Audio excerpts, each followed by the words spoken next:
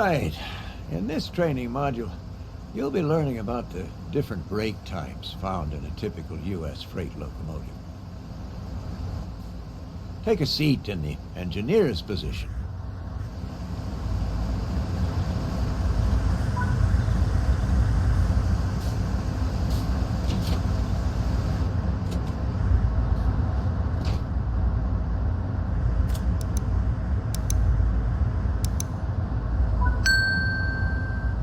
Now you'll go through the steps needed to take over this locomotive.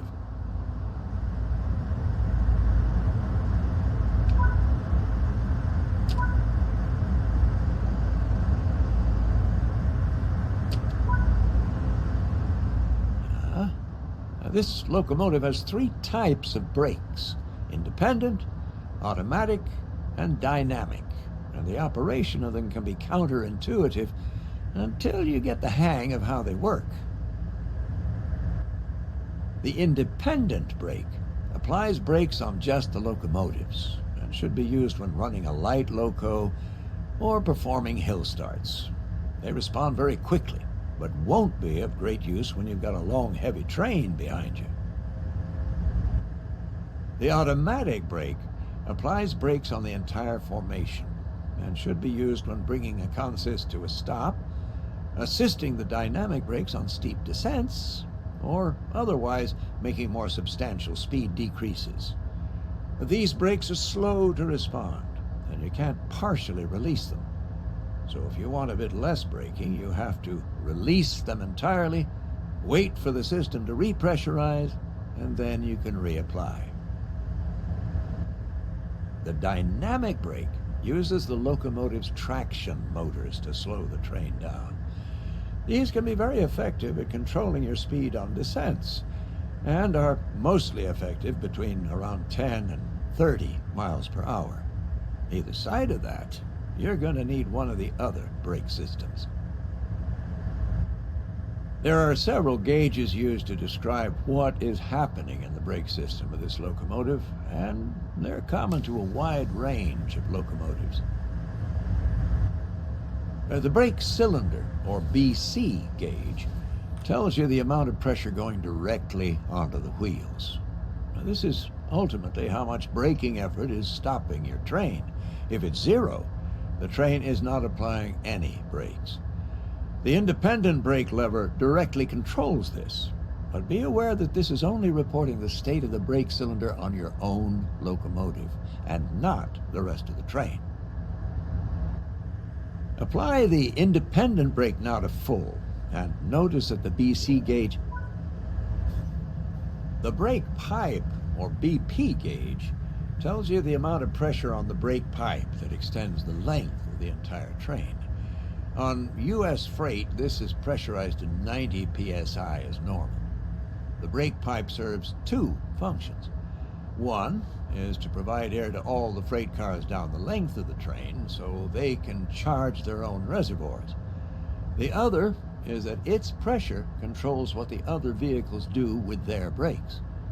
At 90 psi, the brakes on all vehicles will be released.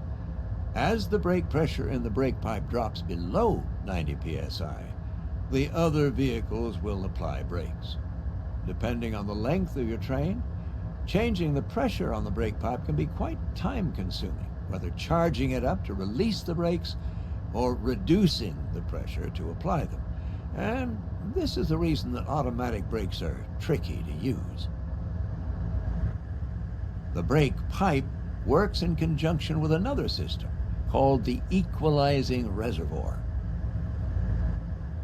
Because charging the brake pipe is time-consuming, and you don't want to be watching that to find the right pressure, the equalizing reservoir is a much faster responding gauge and is what you primarily use to control the brake pipe.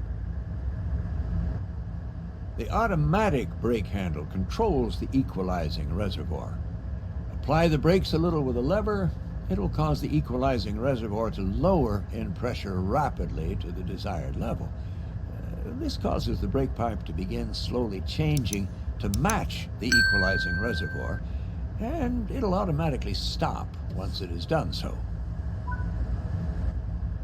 release the automatic brake, and you will see the equalizing reservoir rapidly rise back to 90 psi. At this point, the final reservoir will come into action, the main reservoir, shown as MR on the HUD. This is a high-pressure reservoir which is used to feed air pressure back into the brake pipe to make it go up again. You'll see the brake pipe begin to climb, the main reservoir begin to drop, and periodically the compressor will start up to put more air back into the main reservoir until the brake pipe finally matches the equalizing reservoir again.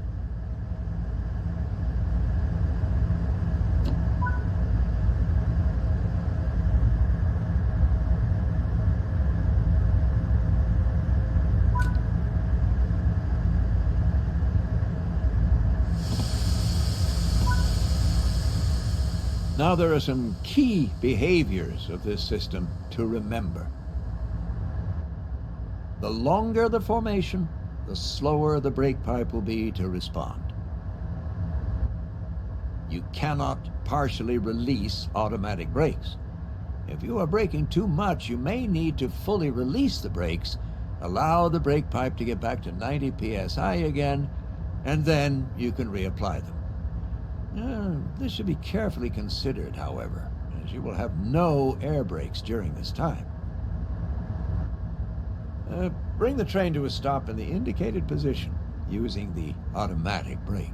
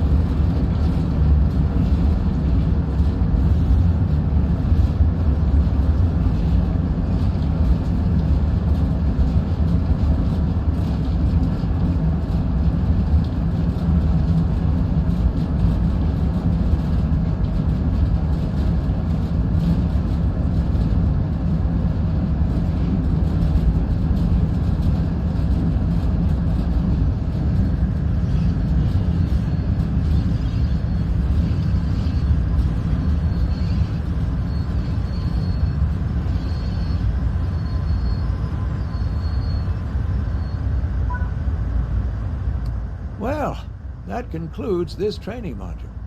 It's covered a lot of theory, but understanding the way these brakes work will help you understand why your train reacts the way it does. These freight trains are nothing like modern passenger trains with fast-acting and fully controllable brakes, but equally, they must manage massive, long, and heavy trains on steep gradients, an entirely different kind of challenge. Run this module again in the training center and repeat it any time you need a refresher.